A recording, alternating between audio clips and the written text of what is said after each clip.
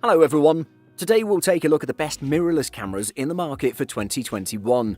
I made this list based on my personal opinion and I'll try to help you find the right one for your needs.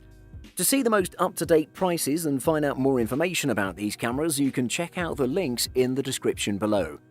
Before we start, I have a question for you guys. What's the reason you're looking at mirrorless cameras today? Let me know in the comments. Number 5. Fujifilm X-T30. Best under $1,000. Fujifilm's X-T30 brings the same 26-megapixel sensor, processor and much of the feature set of the high-end X-T3 at a more reasonable price. With the X-T30, you get Fujifilm's latest AF system, along with plenty of direct controls and a tilting touchscreen, all in a smaller body. The X-T30 makes use of the same APS-C size 26.1-megapixel X-Trans CMOS 4 sensor as the X-T3, and this has been designed with a backlit architecture to help it gather light as effectively as possible. The camera also gets the same X-Processor Pro 4 engine as the X-T3, although the lowest sensitivity in the ISO range is ISO 160 rather than the X-T3's ISO 200 base, which is good news if you tend to shoot outdoors in bright light, particularly with wide aperture lenses. The ISO range stretches all the way to ISO 12800, although for those times when it's absolutely necessary, you can extend this to an option equivalent to ISO 51200 at the upper end and down to an ISO 80 equivalent. There's no image stabilization system incorporated into the camera itself, which means you need to make sure the lens you're using has this if you want to take advantage of it. This isn't uncommon on cameras of this sort. High-end features and performance inside a lightweight, compact body, all for a pleasingly low price point? That's the name of the game with the Fuji X-T30. Number 4. Sony Alpha A6100. Best for the money. The Sony A6100 is a 24-megapixel APS-C mirrorless camera aimed squarely at beginners and people who want attractive photos but don't necessarily think of themselves as photographers. A new, powerful autofocus system makes it one of the easiest cameras to use if you just trust it to do its thing and concentrate instead on what you're shooting. The A6100 specifications aren't cutting edge and it's priced accordingly. The A6100 is the best camera for anyone who wants to step up from their smartphone or an older interchangeable lens camera.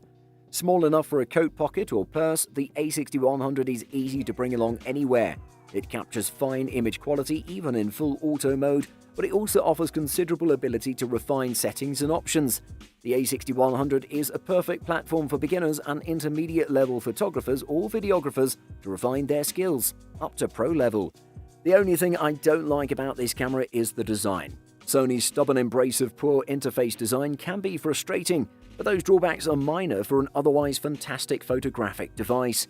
The A6100 offers superb still and video image quality in all shooting conditions, and the device's brilliant autofocus system greatly increases the chance that whatever you point the camera at will appear sharp.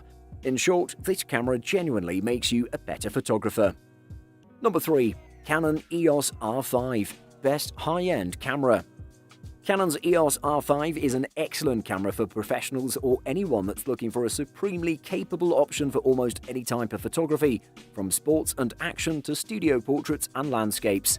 It's a 45-megapixel full-frame mirrorless camera that can shoot clips of 8K video, has impressive dual-pixel autofocus and excellent ergonomics.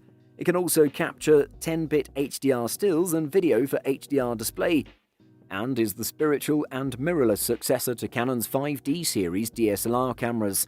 It's not a perfect camera, but I think it's an excellent and highly competitive addition to an already crowded field of competent high-resolution full-frame mirrorless cameras.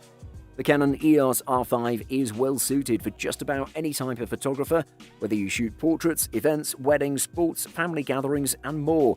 We felt a bit let down by Canon's promises of the camera's outright video capability, but for most users it's still a great option for getting good quality video clips of almost anything you pointed at. Power users that need the best video quality all the time won't be a good fit, but otherwise the EOS R5 is a fantastic option for almost anyone looking for a quality full-frame high-resolution mirrorless camera. Number 2. Fujifilm X-T4. Best all-rounder. The Fujifilm X-T4 is the company's latest high-end photo and video APS-C mirrorless camera. It brings in-body stabilization, faster shooting, improved autofocus, and a larger battery to the already very capable X-T3. Fujifilm says that the X-T4 is a sister model to the X-T3 rather than a replacement, which is borne out by the specs and pricing.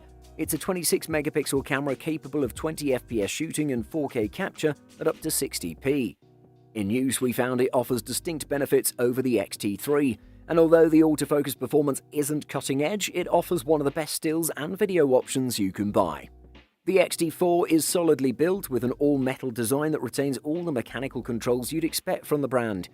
Fujifilm's film-era body design is wrapped around an impressive new shutter mechanism, with in-body image stabilization and a fully articulated rear touchscreen that can be turned around so it won't get scratched in your bag.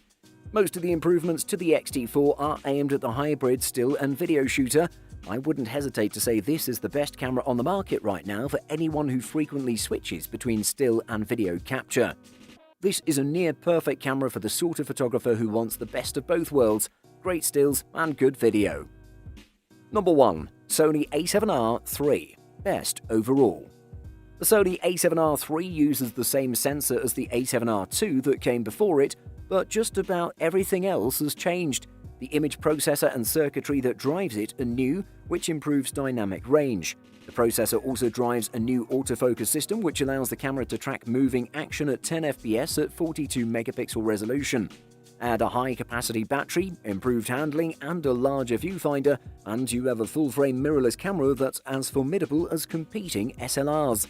It delivers outstanding images, video, and autofocus, enough to earn the number 1 spot in our list. Some might be disappointed that the a7R III's resolution is unchanged from the a7R II's at 42.4 million pixels, but this sensor is capable of outstanding quality, and the improvements to the continuous shooting speeds are much more important because the new model can top out at an amazing 10 frames per second at full resolution. The Sony a7R III was so advanced when it launched that even 3 years later it can still hold its own against the competition. Competing cameras have certainly caught up, but this is still a 42.4 megapixel powerhouse with image stabilization, 10 FPS burst shooting, and uncropped 4K video. And what the a7R III has that its contemporaries don't, however, is 3 years of price drops, which means that this camera can now be had for a real bargain price. Indeed, unless you really need the extra resolution, this is arguably a better buy than the Sony a7R IV, and the money you save can be invested in some great glass. Buying guide. 2 memory card slots. The convention for a long time has been for cameras to be fitted with just a single card slot, and that works just fine. So why would you need 2? First, with 2 card slots on board, you can carry on shooting once one memory card fills up. This also gives you the added convenience of being able to leave the first card where it is, rather than needing to remove it and store it safely. Alternatively, most cameras now allow you to record the same data to both cards at the same time, so if one memory card fails or gets corrupted, all your images and photos are safe. Ask any wedding photographer whether they think that's useful or not. You can also typically adjust the setup to your specific way of shooting, so that one card records RAW files and the other records JPEGs, for example, or so that stills are sent to one card and videos to the other. Hybrid autofocus. Hybrid AF systems bring together 2 focusing technologies, Contrast Detect AF and Phase Detect AF. This best of both worlds approach allows systems to benefit from the accuracy of the first with the speed of the second, and cameras that have both often perform better across a broader range of shooting scenarios. Hybrid AF systems do better at keeping track of moving subjects, for example, so they're particularly useful for sports and other action-based photography. They're also great for video recording, as they can fluidly move focus from one subject to another, something Contrast Detect AF systems alone struggle with. Weather resistance. Whether you only tend to shoot in bad weather on occasion, or your focus is landscapes, nature, or anything else that requires you to be outdoors for prolonged periods of time, knowing your camera can resist the rain, cold, and dust is vital if it's to stay protected.